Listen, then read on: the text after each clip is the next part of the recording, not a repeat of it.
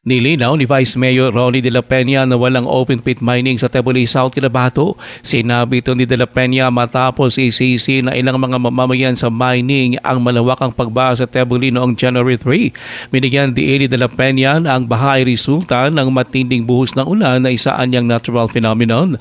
Ayon pa kay De La Peña, dahil din sa paglawi ng populasyon sa ilang lugar, madaling naipon sa isang area ang tubig ulan na naging sanhi rin ng mga pagbaha. Aminado si De La Peña na ito ay epekto rin ng development. Dagdag pa ni De La Peña, isa sa mga epektibong maaring gawin para maibsan ang mga pagbaha sa Tebuli ang river banking. Meaning kung halimbawa matipon mo gani ang tubig kagin padala mo sa isa lang ka area nga dito ang iyang catchment kasug ang tubig.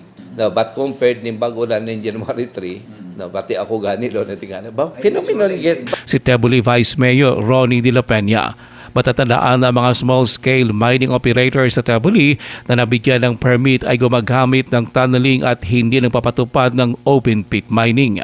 Ruel Osano, NDBC, Bida Balita.